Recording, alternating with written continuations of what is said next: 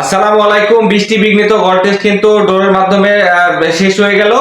যদিও বাংলাদেশি ব্যাটসম্যানদের মধ্যে কিন্তু সেই ধারণা ছিল না যে এই টেস্ট ম্যাচটা জিততে হবে। আমার কাছে মনে হয় শ্রীলঙ্কা যেমন চেয়েছিল যে ম্যাচটা ড্র হোক, বাংলাদেশের ব্যাটসম্যানরা কিন্তু সেভাবে ব্যাটিংটা করেছে যে এই ম্যাচটা ড্র হোক, কিন্তু বাংলাদেশের কিন্তু আসলে এখানে চান্স নেওয়া উচিত ছিল বা খুব বাজে অ্যাপ্রোচে ব্যাটিং করেছে এখানে বাংলাদেশ। টিম ম্যানেজমেন্ট অথবা ক্যাপ্টেনের কি সিদ্ধান্ত ছিল এটা কিন্তু আমরা দূর থেকে না বুঝতে পারলেও তারা কিন্তু টেস্ট ম্যাচটা যে ড্রর জন্য খেলতেছিল এটা কিন্তু বোঝাই যাচ্ছিল। আমার কাছে মনে হয় এখানে বাংলাদেশ না হয়ে ইন্ডিয়া, অস্ট্রেলিয়া, সাউথ আফ্রিকা যে কোনো টিম হলে কিন্তু এই চান্সটা নিত। এরকম চান্স কিন্তু বাংলাদেশ ক্রিকেটে সবসময় আসে না।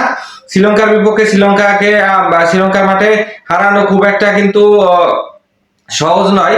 এরপর বাংলাদেশের সামনে কিন্তু সেই সুযোগটা এসেছিল, এখানে বাংলাদেশ কিন্তু সুযোগটা এখানে হেলায় হারিয়েছে বলে আমার কাছে মনে হয়।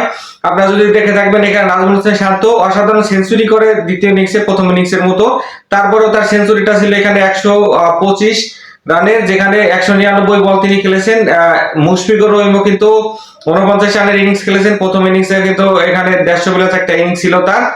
কিন্তু এখানেও দ্বিতীয় ইনিংসে তিনি 100 প্লাস বল খেলেছেন। তো তারা যদি একটু ক্যালকুলেটিভ ব্যাটিংটা করতে পারতেন, এবং এটা আমি চতুর্থ দিনের শেষ বিকেলও দেখেছি বাংলাদেশ কিন্তু এখানে হচ্ছে খুবই স্লো ব্যাটিং করেছে পঞ্চম দিনেও। কিন্তু যদিও এখানে বৃষ্টি একটা ফ্যাক্টর ছিল, কিন্তু বাংলাদেশ কিন্তু সেই গার্ডসটা দেখাতে পারেনি, যে সাহসী ক্রিকেটটা খেলতে পারেনি।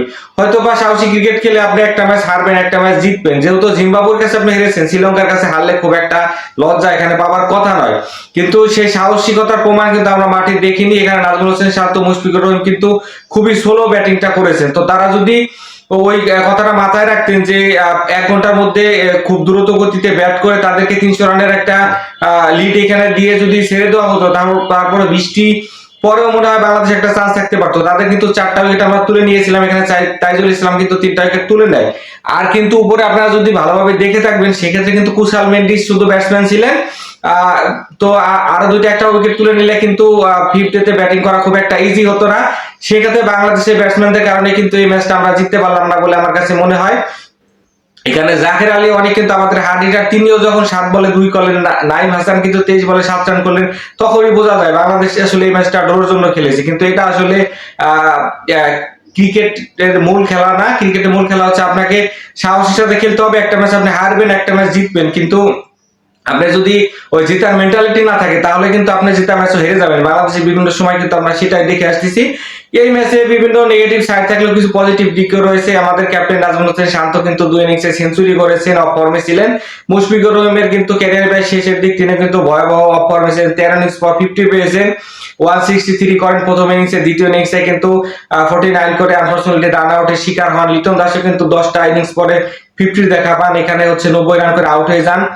প্রথম ইনিংসে আমাদের বল হাতে নাইম হাসান কিন্তু অসাধারণ 5টা উইকেট তুলে নেন, পাশাপাশি সেকেন্ড ইনিংসে তাইজুল ইসলামও কিন্তু 3 উইকেটে দেখা পান।